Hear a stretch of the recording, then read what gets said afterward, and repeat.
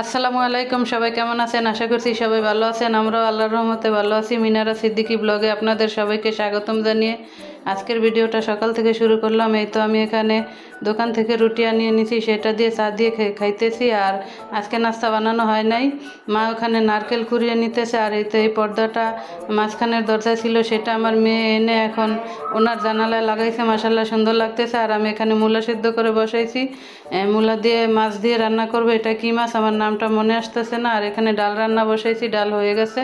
এখন আমি মাছের তরকারিটা বসাই দিছি। তারপরে তো এখানে উস্তাবাজি করে নিতেছি। আজকে কাঁচামরিচ রসুন দিয়ে চিংড়ি মাছ ছিল, সেটা দিয়ে ভর্তা বানাবো। উস্তাবাজিটা ভালোভাবে ভাজা ভাজা করে নিতেছি। এভাবে রান্না করলে আমার মেয়ে খুব পছন্দ করে। আর এই তো তরকারির ফাইনাল লুকটা আপনাদেরকে দেখিয়ে দিছি।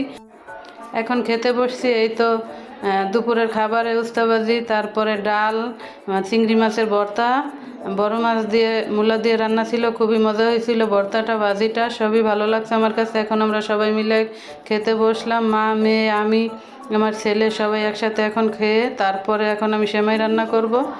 সেমাইটা আগে আমি ভেজে নিছি, এই ময়দা সেমাইটা আমার বোন আমাকে দিয়েছিল। তারপরে তো নারিকেল নামিয়ে নিছি, এখন চুলায় দুধ বসাই দিছি, চিনি, দুধ, তারপরে তেজপাতা, এগুলো সব একসাথে দিয়ে দুধটা বলক আসছে। এখন আমি নারকেলগুলো দিয়ে দিতেছি। নারকেলগুলো দেওয়ার পরে দুধটা ঘন হয়ে আসবে, তারপরে আমি সেমাইগুলো দিয়ে দিব। ভাজা সেমাই তো হইতে একটু সময় লাগবে, তারপরে দিয়ে দিলাম। এই তো এখন এটা ভালোভাবে হইতেছে। স্বাদ বাড়ানোর জন্য এখন আমি 1 কাপ গুঁড়ো দুধ নিছি, সেটা এখানে দিয়ে দিব। এটা দিলে স্বাদটাও বাড়ে, তারপরে সেমাইয়ের কালারটাও সুন্দর হয়, আমার কাছে ভালো লাগে, তাই আমি দিয়ে দিছি। অবশ্যই আপনারাও রান্নার সময় দিবেন। আর এই তো এখন সেমাই রান্না হয়ে গেছে, আমি এখন বাটিতে বেড়ে নিতেছি, সেমাই খাবো। সেমাইটা অনেক মজা হয়েছিল। আসলে দুধ গাঢ় করে দিয়ে নারকেল দিয়ে রান্না করলে অনেক মজা হয়। আর এই তো সন্ধ্যার নাস্তায় আন্টি বুট দিছিল, তারপরে বার্গার, বেলপুরি এগুলো নিয়ে আসছিলাম, চিকেন রোল, ভেজিটেবল রোল এগুলো নিয়ে আসছিলাম। এখন মাকে স্বাদ দিয়েছি, মা তো এইসব খাবার বেশি একটা খায় না, তারপরে বললাম একটু খেয়ে দেখো, ভালো লাগবে।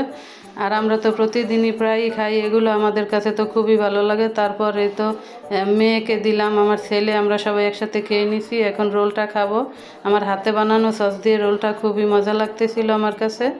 আমার ভিডিওটা ভালো লাগলে লাইক কমেন্ট শেয়ার করে আমার চ্যানেলটাকে সাবস্ক্রাইব করে আমার পাশে দাঁড়াবেন। যারা যারা করছেন সবাইকে অসংখ্য ধন্যবাদ। আমার কিউটি বেবি আসছে, এখন ওকে খাইয়ে দিতেছি। অবশ্যই ভিডিওটি দেখার আগে একটি লাইক দিয়ে দেখবেন। তারপরে রাতের বেলা আমার মেয়ে, আমি তো শুয়েছিলাম, দেখি রান্নাঘরে শব্দ হইতেছে, উঠে দেখি আমার মেয়ে এখানে আমার জন্য আম সত্তা বানাইতেছে।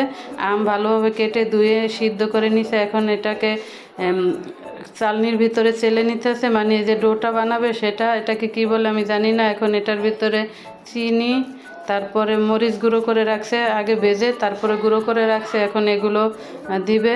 মেয়েটা দেখতে দেখতে অনেক বড় হয়ে গেল। আমি তো এই মরিচ কখনই হাত দিয়ে ভাঙতে পারি না, আর আমার মেয়ে মাশাআল্লাহ হাত দিয়ে ভাঙছে। এখন এই তো ফুড কালার দিয়ে দিতেছে কালারটা সুন্দর আসার জন্য।